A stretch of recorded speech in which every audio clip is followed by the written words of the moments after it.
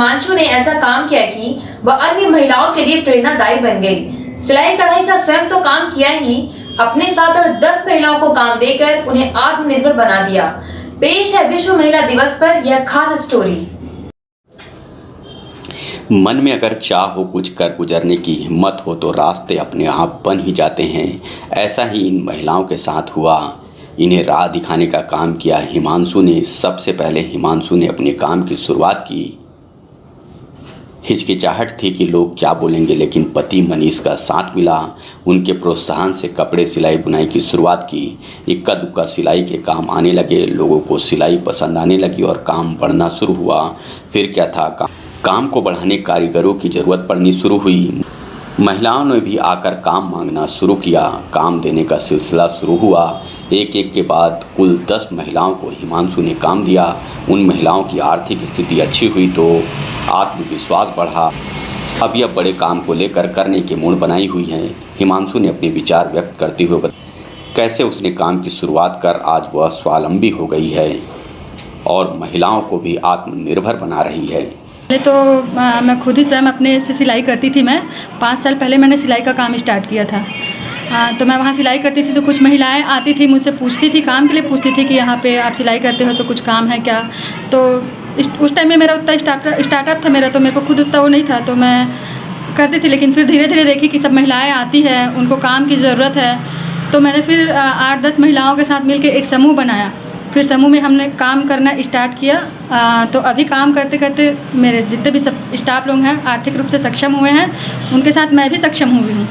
और मतलब ऐसे और कुछ महिला और बहुत सारी महिलाओं के साथ मैं 10, 20, 50, 60 जैसे भी महिलाओं के साथ मैं और आगे मिलकर काम करना चाहती हूँ, ताकि सब सक्षम हो जाए अपने सब आर्थिक रूप से अपने परिवार की जो तंगी हालत है उनको सुधारने में, अपने परिवार में सहयोग कर सके। कैसे सोचा है कि इन महिलाओं को आगे बढ़ाना है? मतलब देखती थी मैं ऐसे ही, अभी कोरोना काल में कितनी महिलाएं परेशान रहती थी, सबको कितना तकलीफ़ होता था। मैं खुद उस दौर से गुजरी हूँ, मुझे भी खुद तकलीफ़ होता था। तो जैसे मेरा काम पिकअप पकड़ने लगा, मुझे मेरे काम में मेरी स्थिति जब सुधरने लगी, तो मुझे लगा कि अगर मैं ये सब चीज़ कर सकती हूँ, मैं आगे बढ़ सकती हूँ, तो मेरे साथ सारी महिलाएँ भी आगे बढ़ सकती है। तो यही सोच कि मैं जब उस स्थिति से जब मैं गुजरी, मुझे उस चीज़ का एहसास हुआ, तो मैं सोची कि सब मिलके ये सब चीज़ को अपना हक मतलब लड़ सकते हैं, हम लोग भी कर सकते हैं। कुछ महिलाएं भी मिलके घर में अपने पारिवारिक स्थिति को सुधारने के लिए कुछ योगदान दे सकते हैं। ये सोच के मैंने महिलाओं को अपने साथ जोड़ दे गई। मैं मतलब अपने पैर पर अभी सक्षम हूँ, है ना। यहाँ पर काम मिला है, अच्छा है, दीदी अच्छी है, नेहा दीदी। अपने घर में भी मदद करती हूँ, अपना भी हो जाता है। कैसे यहाँ काम मिला? मतलब आना जाना था इनके दुकान में, तो फिर पहचान हुआ, दीदी सिलाई करती थी। उसके बाद फिर मेरे को भी काम का ज़रूरत था, तो दीदी को बताई, तो फिर स्टार्ट हुआ 1-2 जन से। फिर हम लोग सिलते गए। 2 साल हो गया यहाँ पर काम करते हुए। कितना मदद हो जाता है घर में? अभी ज़्यादा तो नहीं है, फिर भी चल जाता है, 2 से 3 हज़ार तक कमा लेते हैं। हिमांशु की हिम्मत और मदद के भाव ने जहां खुर्सपार में उनकी एक अलग पहचान बनी हुई है और मार्केट वैल्यू भी। अगर समय पर सिलाई कराना है तो हिमांशु के गैलेक्सी लेडीज शॉप में पहुंच। अभी वह साईं राम स्व सहायता समूह चलाकर महिलाओं को जोड़कर उनकी माली हालत को सुधारने में जुटी हुई है। वह आगे बढ़े और महिलाओं के लिए प्रेरणादायी का काम करे। प्रभात टीवी भी यही कामना करता है। भिलाई से प्रभात टीवी के लिए रमेश भगत की रिपोर्ट। महिला एवं बाल विकास विभाग द्वारा अहिवारा परियोजना के अंतर्गत कुमारी सेक्टर के ग्राम साकरा में परियोजना स्तरीय महिला जागृति शिविर आयोजित की गई थी। महिला एवं बच्चों से संबंधित विविध कार्यक्रम संपन्न हुए। कुम्हारी पर्यवेक्षक संध्या प्रगनिया ने बताया कि इस कार्यक्रम में महिलाओं द्वारा तैयार किया गया छत्तीसगढ़ी व्यंजनों की प्रदर्शनी, गोद भराई, बच्चों का अन्नप्राशन, महिलाओं को जरूरी कानून की जानकारी, स्वास्थ्य परीक्षण, महिला तथा बच्चों के लिए सरकार द्वारा चलाए जा रहे जन कल्याणकारी योजनाओं की जानकारी दी गई। महिलाओं के मनोरंजन के लिए बच्चों का सांस्कृतिक कार्यक्रम, महिलाओं के लिए खेल प्रतियोगिता भी कराया गया, जिसमें महिलाओं ने बढ़ चढ़कर हिस्सा लिया। विजेता महिलाओं को मुख्य अतिथियों द्वारा उपहार देकर पुरस्कृत भी किया गया। आम नागरिकों का तो सर मुझे बहुत अच्छा लगा। उन लोगों ने देखा, सुना, समझा और बहुत उन लोगों ने एंजॉय किया। यहाँ तक कि अपने जो बालिकाएं हैं उन लोगों ने बढ़िया नृत्य किया, गायन किया और अपने विचारों को व्यक्त किया। हमारे परियोजना स्तरीय सेक्टर कुम्हारी के ग्राम साकरा में महिला जागृति शिविर का आयोजन किया गया। ये परियोजना स्तरीय शिविर था जिसमें हमारे परियोजना के पांचों सेक्टर इसमें सम्मिलित थे। यहाँ हमारी CDPO मैम, हमारी सुपरवाइज़र मैडम और हमारी कार्यकर्ता सहायिका शामिल हुई। साथ में ग्राम साकरा के जो हमारी सरपंच दीदी हैं जानकी साहू दीदी, उनका भरपूर सहयोग मिला। यहाँ पे और जनप्रतिनिधि जो आए थे उनका भी हमें पूरा सहयोग मिला। इस शिविर के माध्यम से हम लोग महिलाओं की जागृति से संबंधित विभिन्न कानूनी अधिकारों के बारे में जानकारी दिए। साथ ही हमारे विभाग में जो भी योजनाएं संचालित हैं उनके बारे में जानकारी दिए। कुछ खेल प्रतियोगिताएं करवाए जिसमें महिलाओं ने खूब बढ़ चढ़ कर भाग लिया। कुछ बच्चों ने यहाँ पे अपना नृत्य प्रदर्शन किया है। सभी को पुरस्कार वितरण हुआ है। साथ ही सभी जनप्रतिनिधि एवं ग्रामवासियों के इस महिला जागृति शिविर में हिवारा, किरलोला, मुरमुंदा, गौड़ी, कुम्हारी कुल 5 सेक्टर के पर्यवेक्षक, आंगनबाड़ी कार्यकर्ता, सहायिका समेत स्थानीय नागरिकों की भी उपस्थिति रही। कुम्हारी से प्रभात टीवी के लिए खिलेश्वर साहू की रिपोर्ट। वैशाली नगर विधानसभा के सुभाष चौक से जिलेबी चौक की खराब सड़कों को लेकर रामायण प्रसार समिति ने आंदोलन का फूका बिगुल, मानव श्रृंखला बनाकर किया अपना विरोध प्रदर्शन। शहर की खराब सड़कों के संधारण की मांग को लेकर भाजपा और रामायण प्रसार समिति ने आंदोलन का बिगुल फूंक दिया है, जिसको लेकर भिलाई के एम क्षेत्र जलेबी चौक में सुभाष चौक तक मानव श्रृंखला बनाकर जिला एवं निगम प्रशासन को आगाह किया गया। आंदोलन का नेतृत्व रामायण प्रसार समिति के संयोजक राम उपकार तिवारी द्वारा किया गया। राम उपकार तिवारी ने बताया कि हाईवे पर ओवरब्रिज बन रहा है, जब तक ओवरब्रिज नहीं बन जाता तब तक सड़क जानलेवा है। वैशाली नगर क्षेत्र के लोग दुर्ग या रायपुर जाने के लिए सुपेला केम की अंदरूनी सड़कों का इस्तेमाल करते हैं। अंदरूनी सड़कें भी इस तरह खस्ताहाल हो गई कि उसमें भी आए दिन हादसे होते रहते हैं। सड़क पर बड़े बड़े गड्ढे हो चुके हैं, गड्ढों से धूल उड़ती है। गत दिनों रामायण प्रसार समिति ने भिलाई निगम आयुक्त प्रकाश कुमार सर्वे को आवेदन देकर खराब सड़कों के संधारण की मांग की थी। 15 दिन बाद भी आवेदन पर निगम प्रशासन ने गंभीरता नहीं दिखाई। लिहाजा भाजपा और रामायण प्रसार समिति ने संयुक्त रूप से सड़क संधारण की मांग को लेकर आंदोलन जलेबी चौक से सुभाष चौक तक मानव श्रृंखला बनाकर विरोध प्रकट किया है। फूटी और जर्जर हो चुकी सड़कें हैं, जहां रोज दुर्घटना हो रही है।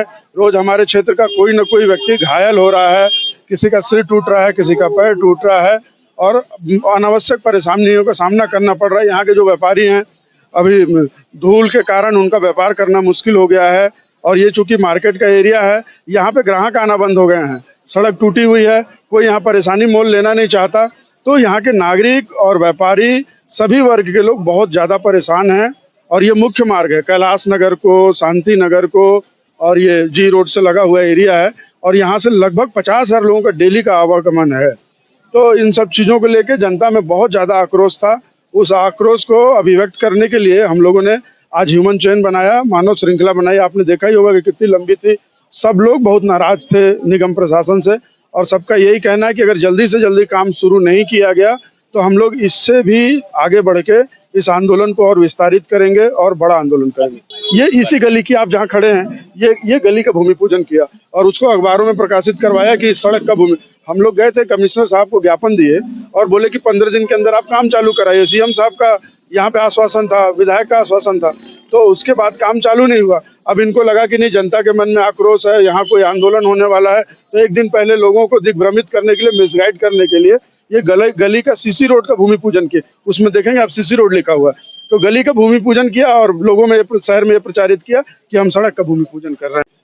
कि जैसे अपना ये हाईवे से जुड़ा हुआ एरिया है और क्या है कि इधर रेलवे का स्टेशन भी है। रेलवे स्टेशन हाईवे से जुड़ा हुआ एरिया, वो भिलाई की धड़कन है समझिए एरिया। और इस एरिया की हालत इतनी बुरी है कि आप चलने में परेशान हो जाएंगे। और यहाँ पे 3 महीना पहले भूपेश बघेल पग यात्रा करके गए हैं, तो उनके पग यात्रा के लिए कि उनके पैर ऊंचे नीचे मत भटक जाएं, उसके लिए गिट्टी, जीरा, रेती, मिट्टी क्या क्या ला के सब बिछा दिए लोगों ने गड्ढे को भाटने के लिए। वो तो 10 मिनट में चले गए, पर यहाँ की जो जनता है, जो मतलब दुकानवासी है, उनको तो कितनी तकलीफें हो रही हैं। वो समझ लीजिए आप सुबह 9 बजे से लेकर रात के 9 बजे तक दुकानें खोलते हैं और पूरे दिन में कम से कम 500 ग्राम बोले तो आधा किलो मिट्टी वो लोग रोज खाक रहे हैं। और अभी वर्तमान में 3 साल से सरकार है, लेकिन अभी तक रोड नाली का कोई ध्यान नहीं दे रहे हैं। और ये तो मेन रोड है, उसमें तो बिल्कुल एकदम रोज आए दिन दुर्घटना का शिकार हो रहे हैं लोग, और हम लोग चाहते हैं कि जल्द से जल्द रोड बनाया जाए। बीएम शाह हॉस्पिटल द्वारा संचालित गिदोड़ी देवी मेमोरियल चैरिटेबल हॉस्पिटल एवं रिसर्च सेंटर जनरल सर्जरी, हड्डी रोग, जनरल मेडिसिन, प्रसूति एवं स्त्री रोग, शहर के जाने माने डॉक्टरों द्वारा इलाज की सुविधा। हॉस्पिटल में सर्व सुविधा युक्त ऑपरेशन थिएटर, दवाई की दुकान, प्राइवेट रूम सहित अनेकों सुविधाएं। आयुष्मान कार्ड के तहत इलाज की विशेष सुविधा। पता G road, new Khursipar, Bhilai. Phone number 0784051001। Mobile number 8821030555। तांबा, पीतल, कांसा, aluminium, stainless steel, cooker, mixie सभी प्रकार के बर्तनों के चिल्लर एवं थोक विक्रेता। यहाँ पर कुकर, मिक्सी, गैस चूल्हा बनाए जाते हैं। अनुराग मेटल शॉप नंबर 10, नेहरू भवन road, Supela, Bhilai. Mobile number 9827187008।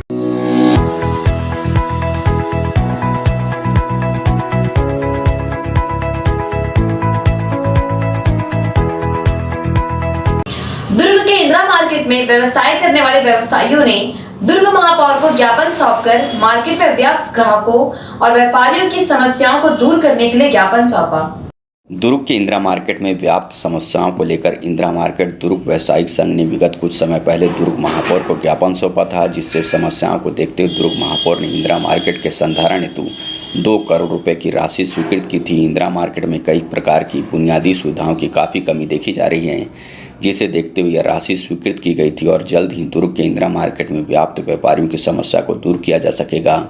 अपनी समस्याओं के बारे में व्यापारी संघ के पदाधिकारी बहादुर अली ने मीडिया को कुछ इस प्रकार की जानकारी दी। इंदिरा मार्केट व्यापारी संघ लगातार 15-20 वर्षों से कोशिश कर रहा है कि यहाँ पर जो भी समस्याएँ तो बहुत छोटी छोटी सी हैं, जैसे अभी बिल्डिंग मरम्मत के लिए कहा गया है और यहाँ पर सड़कों की हालत जो है वो खस्ता हालत है।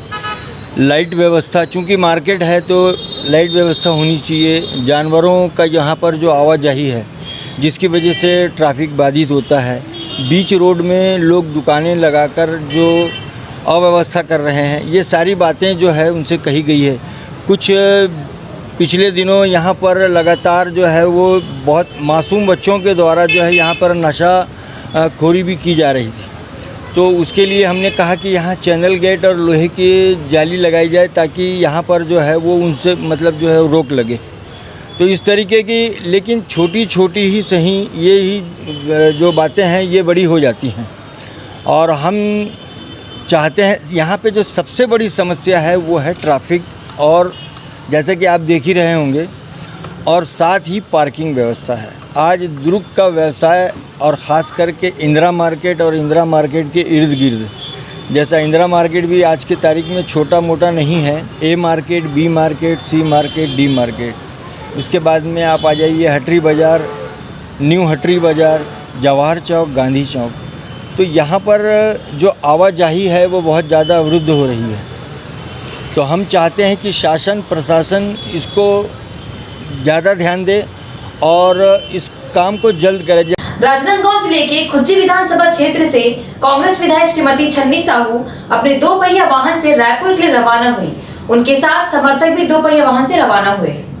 राजनांदगांव जिले के खुज्जी विधानसभा क्षेत्र से कांग्रेस विधायक श्रीमती छन्नी साहू ने बीते दिनों रेत माफियाओं पर कार्रवाई नहीं होने के चलते अपनी सुरक्षा त्याग दी थी और तब से विधायक छन्नी साहू अपने 2 पहिया मोपेड वाहन से ही अपने विधानसभा क्षेत्र का दौरा कर रही है। वहीं अब राजधानी रायपुर में प्रदेश सरकार के बजट सत्र में शामिल होने विधायक छन्नी साहू अपने मोपेड वाहन पर ही राजधानी रायपुर के लिए निकल पड़ी। अपने 2 पहिया वाहन में सफर करते हुए छन्नी साहू राजनांदगांव पहुंची, जहां उनके समर्थकों ने उन्हें पुष्पगुच्छ भेंट कर उनका स्वागत किया। राजधानी रायपुर बजट सत्र में जाते हुए श्रीमती छन्नी साहू ने कहा कि बजट सत्र में शामिल होकर वे अपने क्षेत्र की बात और समस्याओं को रखेगी। वहीं 2 पहिया वाहन पर राजधानी रायपुर जाने के सवाल पर उन्होंने कहा कि मैं अपने क्षेत्र में लगातार 2 पहिया वाहन पर ही दौरा कर रही हूँ, इसलिए रायपुर भी अपने इसी वाहन से जा रही हूँ। छत्तीसगढ़ प्रदेश के महत्वपूर्ण बजट सत्र है और मैं उस महत्वपूर्ण बजट सत्र में अपने खुज्जी विधानसभा के निर्माण विकास की बात रखने के लिए आज मैं विधानसभा के लिए निकली हूँ। इसमें निकली हैं क्या? मैं स्कूटी से निकली हूँ क्योंकि मेरे पास कोई सुरक्षा तो रखी नहीं हूँ, तो अपनी सुविधा अनुसार स्कूटी से ही विधानसभा के निकली हूँ। इस ऐसे बाइक से निकलना, इसको नाराजगी प्रकट करना कह सकते हैं विधानसभा जाने के लिए, या अपनी बात कहने के लिए, या संकेतिक रूप में दे रहे हैं आप? नहीं, उसमें मैं कुछ कहना नहीं चाहती, जनता जागरूक है, सब समझ जाती है। क्या लगातार ये चलता रहेगा इसी तरह स्कूटी में आपका रायपुर जाना? जी, मैं तो अपने क्षेत्र में अपने सुविधा अनुसार स्कूटी में दौड़ा कर रही हूँ। आप मीडिया के साथी लोग सभी लोग जानते हैं। तो क्या मैडम प्रशासन की ओर से प्रयत्न नहीं किया गया कि आपको सुरक्षा दिया जाए? नहीं, कोई भी प्रकार के ऐसा प्रशासन की तरफ से मुझे कोई अवगत या जानकारी नहीं दिया गया। नक्सल प्रभावित क्षेत्र की विधायक श्रीमती छन्नी साहू बिना सुरक्षा के अपने क्षेत्र का लगातार दौरा कर रही है। इसके लिए वो अपने दोपहिया मोपेड वाहन पर सवार होकर निकल पड़ती है, लेकिन राजधानी रायपुर तक के सफ़र के लिए विधायक छन्नू साहू ने 4 पहिया वाहन को छोड़ 2 पहिया वाहन में ही जाना मुनासिब समझा और निकल पड़ी राजधानी रायपुर के सफ़र पर। लेकिन अपने क्षेत्र के विधायक को अकेला राजधानी रायपुर जाता देख उनके समर्थक भी उनके साथ बाइक पर चल पड़े। राजनांदगांव से प्रभात टीवी के लिए अंकालू साहू की रिपोर्ट। दुर्ग के इंदिरा मार्केट में व्यवसाय करने वाले व्यवसायियों ने दुर्ग महापौर को ज्ञापन सौंपकर मार्केट में व्याप्त ग्राहकों और व्यापारियों की समस्याओं को दूर करने के लिए ज्ञापन सौंपा। सड़क दुर्घटना में होने वाली मौतों का आंकड़ा दिन प्रतिदिन बढ़ता ही जा रहा है। ऐसा ही एक मामला रविवार को दुर्ग के इंदिरा मार्केट में देखने को मिला, जब एक पशु आहार से भरा ट्रक होटल शिला के सामने से गुजर रहा था। उसी दौरान उसमें एक बाइक को अपनी चपेट में ले लिया, जिसके बाद बाइक डिवाइडर से टकरा गई। जिस बाइक में सवार 9 माह के मासूम बच्चे के सर पर गंभीर चोटें आईं, जिसको लेकर परिजन आनन फानन में जिला अस्पताल पहुंचे, जहां बच्चों की मौत हो गई। दुर्घटना के बाद ट्रक चालक वहां से ट्रक लेकर भागने लगा, जिसको दुर्घटना स्थल पर मौजूद लोगों ने पकड़ा। दुर्ग कोतवाली थाना प्रभारी भूषण एक्कर ने जानकारी देते हुए बताया कि बालोद ग्राम भरदा कला निवासी विजेश्वर धनकर अपनी बाइक में पत्नी रंजना देवी धनकर के साथ पुत्र योगासन 4 वर्ष 9 माह के प्रियांश को लेकर अपने ससुराल नंदिनी नगर जा रहा था। इसी दौरान पीछे से आ रही ट्रक ने बाइक सवार को जोरदार ठोकर मार दी। ठोकर लगने से बाइक डिवाइडर से जा टकराई, जिससे 9 माह के प्रियांश के सर पर गंभीर चोट आई, जिसके बाद उपचार के दौरान उनकी मौत हो गई।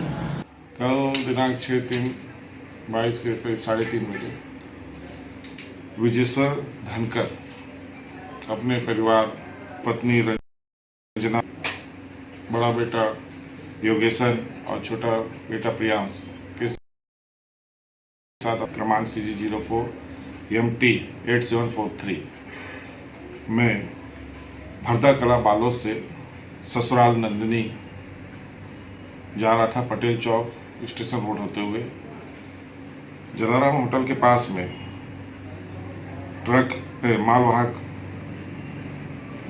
CG08B 2555 के चालक और मालिक संजय शर्मा, जो धंधा ओवरब्रिज के पास में रहता है, कि ट्रक से गाड़ी से टकरा गया। टकराने से पीछे जो उसकी माँ बैठी थी बच्चे को लेकर, छोटे बच्चे को लेकर, उसके साथ नीचे गिरी, जिससे बच्चे को गाड़ी के नीचे आ गया, जिससे बच्चे को काफ़ी गंभीर चोट आई, जिसे इलाज हेतु जिला अस्पताल भेजा गया।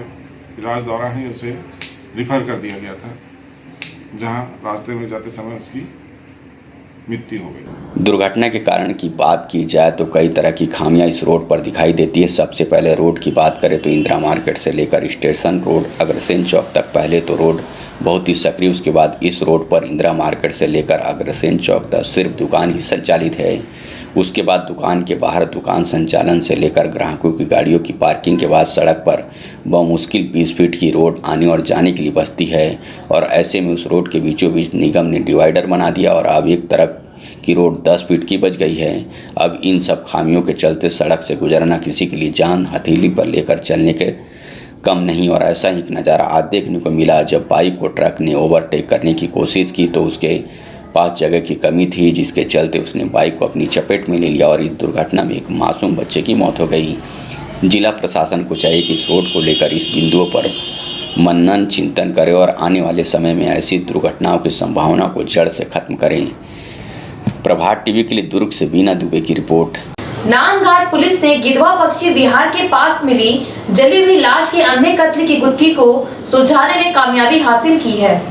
कुख्यात शराब तस्कर ही निकले युवक के हत्यारे बीते 8 दिन पहले एक युवक की जली हुई शव की सूचना कोटवार के माध्यम से पुलिस थाना नांदघाट थाना को मिली थी, जहां पर बेमेतरा एसपी के दिशा निर्देश से शव को कब्जे में लेकर पतासाजी करने दिशा निर्देश दिए गए थे। पुलिस ने विवेचना करते हुए शव के पास चप्पल एवं कपड़े के टुकड़े के माध्यम से युवक की पहचान परिजन के माध्यम से की, जिसकी कुछ ही दिन पहले सारगांव थाना में गुमशुदगी की रिपोर्ट दर्ज कराई गई थी। वहीं नांदघाट थाना से सरहदी थाना से जानकारी ली गई। घटना के बाद पतासाजी करते हुए परिजन से पता चला कि गोविंद की लड़की से बात करता था। इसी बात की जानकारी गोविंद को ही और 1 माह पहले रंजीत कुमार को धमकाया था और मना किया था कि मेरी लड़की से नहीं मिलना, जिसके बाद भी रंजीत नहीं माना, जिससे गोविंद को गुस्सा और रंजीत का पीछा किया। रंजीत बाड़ी में जा रहा था, उसी के पीछे गोविंद भी चला गया और रंजीत को पकड़कर मारपीट किया और हाथ को पीछे कर रस्सी से बांध दिया और कहा, मना करने के बाद भी नहीं माना, वहीं जान से मार दिया। बाद में अपने चचेरे भाई वेद प्रकाश कौशिक को बुलाकर इनोवा कार में साज को छुपाने दूसरी जगह ले जाकर डीजल से परावट के पास जलाकर घटना को अंजाम दे दिया। इसकी जानकारी पुलिस के पूछताछ करने से पूरा खुलासा हुआ। आरोपी गोविंद कौशिक, उनके भाई वेद प्रकाश कौशिक को हिरासत में लिया गया।